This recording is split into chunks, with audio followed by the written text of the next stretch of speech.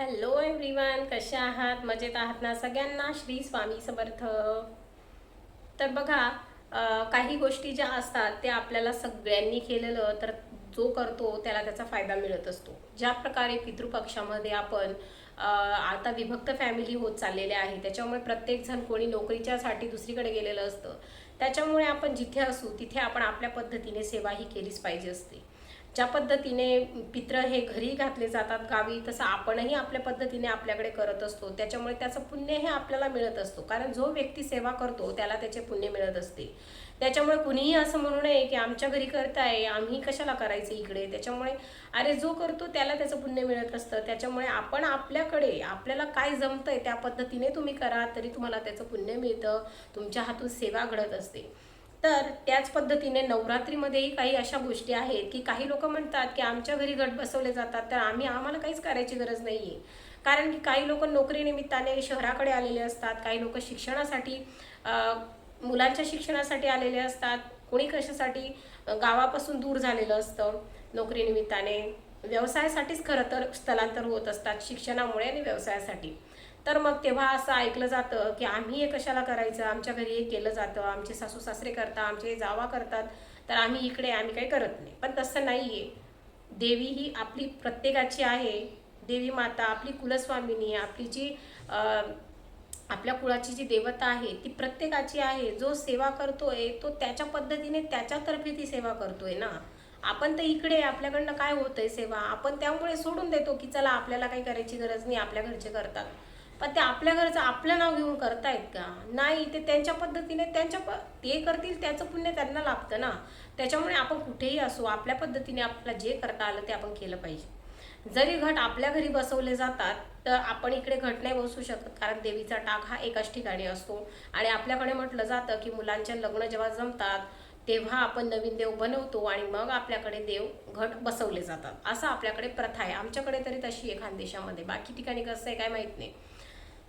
तर मग मला असं म्हणायचं आहे की देवीचे घट जरी आपल्या घरी बसत असतात, मान्य आहे आपण घट नाही बसवू शकत, पण आपण ॲटलिस्ट अखंड दिवा तर लावू शकतो ना आपल्याकडे देवीच्या नावाचा.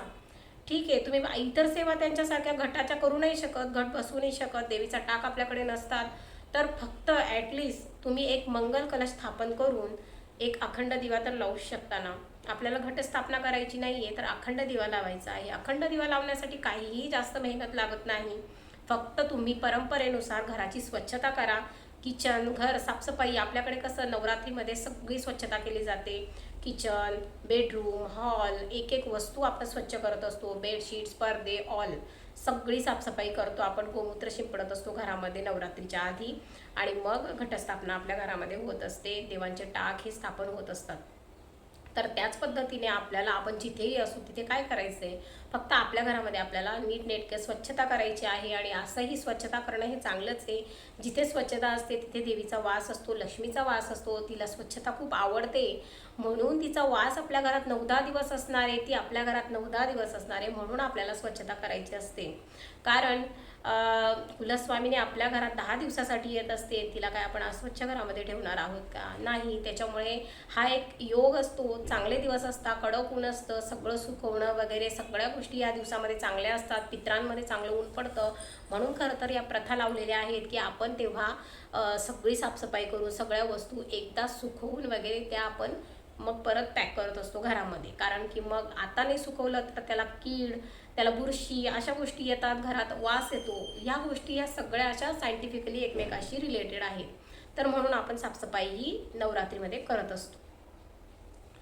तर साफसफाई झाल्यानंतर अखंड दिवा, आपण अखंड दिव्याविषयी बोलत होतो. तर अखंड दिवा कोणीही लावू शकतं, तुम्ही कुठेही असा. दिवा आपल्याला कोणताही चालेल, त्याच्यासाठी फक्त थोडा मोठा दिवा पाहिजे. तुम्ही नंददीप घ्या किंवा तुम्ही दगडाचा दिवा घ्या, कोणताही चालेल. फक्त वात करताना अशी एवढी तरी वात तुम्ही केली पाहिजे, म्हणजे आपल्या हाताच्या मापा इतकी वात आपली झाली पाहिजे.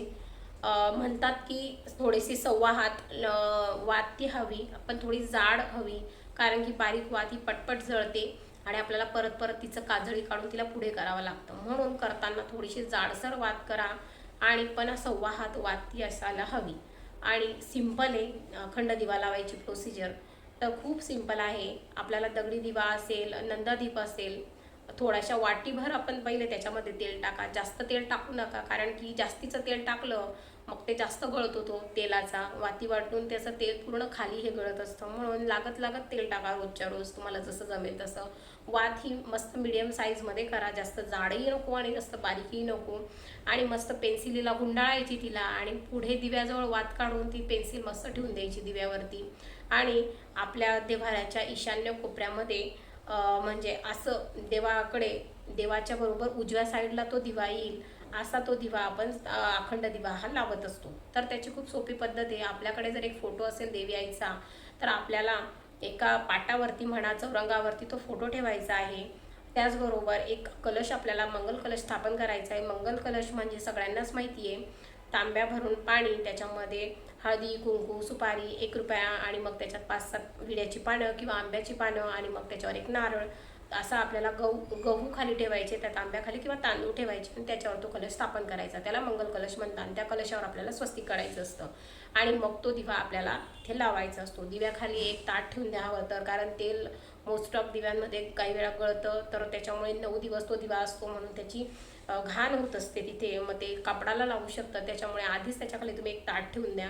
आणि अशा प्रकारे तुम्ही तुमच्या देवघराजवळ, तुम्हाला सेपरेटही करायची गरज नाही. जर तुम्हाला सेपरेट स्थापना करायची नसेल, तर तुम्ही तुमचं देवघर आहे ना, तिथे फक्त तुम्ही देवांच्या उजव्या साईडला तो दिवा लावू शकता. आणि देवांकडे तो असं तोंड करून असेल, देवांकडे त्याची वात असेल, अशा पद्धतीने तो दिवा तुम्हाला लावायचा आहे. आणि वेळोवेळी त्याच्याकडे बघायचं आहे. त्याला जी काजळी येते ती एखादी मोठी सुई टोकाची जवळ ठेवायची तिथेच, आणि काजळी आली की हलक्या हाताने आपण ती काढायची आहे. जर तुम्हाला वाटतं की तो दिवा विझेल, तर एक छोटा दिवा आधीच त्याच्याने प्रज्वलित करून ठेवायचा त्याच्या बाजूला, आणि मग ती काजळी काढायची. म्हणजे आपली जी अखंड ज्योत आहे ती अखंड राहील. ती विझली तरी काही प्रॉब्लेम नाही, कारण छोटा दिव्याला जी आपण त्याच्याच वातीचा आपण तो दिवा प्रज्वलित केलेला असतो, म्हणून तो लगेच त्याला परत प्रज्वलित करून द्यायचा. म्हणजे अशा प्रकारे आपला जो अखंडतेचा नियम आहे तोही तुटत नाही, आणि आपल्या मनामध्ये ज्या शंका कुशंका येतात त्याही येत नाही. तर अशा प्रकारे तुम्ही साध्या सोप्या पद्धतीने अखंड दिवा लावू शकता. त्याचबरोबर वात म्हणून तुम्ही कापसाची वात त्याच्यामध्ये वापरा, किंवा तो लाल पिवळा धागा आहे तो काही लोक त्याचीही वात लावतात, तर तेही चालतं. किंवा मग आपण जो साधा नॉर्मल कापूस वापरतो त्याचीही तुम्ही वात बनवू शकता.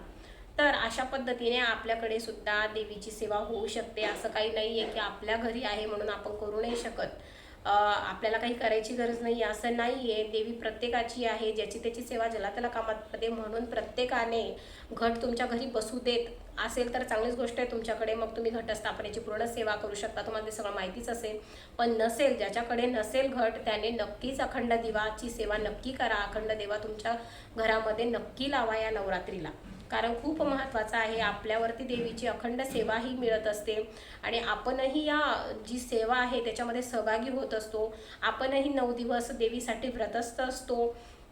आपणही या योगे काही ना काही देवाचं करत असतो. हे इतके दिवस प्रभावी असतात, इतके छान असतात, इतके पुण्याचे दिवस असतात की आपलाही त्याच्यामध्ये वाटा आपल्यालाही मिळत असतो. त्याच्यामुळे अजिबात हे चांगले दिवस, जो चान्स आहे पुण्य कमवण्याचा, तो सोडू नका. देवी आईची जितकी सेवा करता येईल तितकी करा, कारण आईची सेवा केली तर आपल्याला कधीही कमी पडत नसतं. त्याच्यामुळे ही जी सेवा आहे अखंड दिव्याची, ही खूप छान आणि खूप महत्त्वाची आहे, ज्यायोगे तुमच्या अनेक इच्छा पूर्ण होऊ शकतात. देवी आईचा वास तुमच्या घरामध्ये 9 दिवसासाठी, 10 दिवसासाठी होत असतो. आपण त्या योगे 2 टाईम आरती करतो, सेवा करतो, दिव्याकडे लक्ष देतो, सात्विक आहार ठेवतो, सात्विक विचार ठेवतो, चांगलं बोलतो, भांडणं टाळतो. तर ह्या सगळ्या गोष्टी आपण घाबरून का होईना, आपण त्यांच्या मान सन्मानासाठी का होईना आपण तसं वागत असतो. तर आपल्यामध्ये हे चांगल्या गोष्टी त्या योगे येत असतात. म्हणून हे खूप सारे फायदे या गोष्टींचे असतात. म्हणून आपण कुठली ना कुठली गोष्ट, जर जग दुनिया इतकं करते तर आपण एक छोटासा हिस्सा त्याच्यामधली जर आपण केला तर काहीही बिघडत नाही, आणि खूप मोठा खर्च याला नाही आहे. जवळपास फक्त अर्धा किलो तेल 9 दिवसामध्ये लागत असेल, आणि एक वात आणि एक दिवा आपल्याला पाहिजे. दुसरं देवी तुमच्याकडे काहीच मागत नाही. तुम्हाला जेव्हा जमेल तेव्हा तुम्ही फुलं आणा, फळं ठेवा तिथे, देवीला सकाळ संध्याकाळ नैवेद्य दाखवा, 2 टाईम आरती म्हणा, आणि देवीचे मंत्रश्लोक तुम्हाला माहितीच आहे, श्री सूक्तम, महालक्ष्मी अष्टकम, त्याबरोबर काय म्हणता आता बघा, कडकधारा स्तोत्र, हे सगळे स्तोत्र हेही तुम्ही बोलून म्हणजे खूप छान अशी देवीची सेवा तुमच्याने होऊ शकते. त्याबरोबर पारायण आहे सप्तशतीचं, ते तुम्ही करू शकता. तर मग सेवा करण्याचं हे खूप मोठं पर्व आहे. बोललं तितकं याविषयी कमीच असणार आहे. पण नक्कीच तुम्हाला मला काय म्हणायचं ते समजलं असेल. तर हा व्हिडिओ तुम्हाला कसा वाटला मला नक्कीच सांगा. आवडला असेल तर नक्की लाईक करा. पण काहीही तुम्ही लाईक नाही केलं तरी चालेल, पण अखंड दिवा लावायला अजिबात विसरू नका. नक्कीच या नवरात्रीपासून तुम्ही सुरुवात करा. तर मग हा व्हिडिओ आवडला असेल तर नक्की लाईक करा, चॅनलला सबस्क्राईब करा, जास्तीत जास्त शेअर करा आणि मग भेटू पुन्हा अशाच नवीन व्हिडिओसोबत. तोपर्यंत श्री स्वामी समर्थ.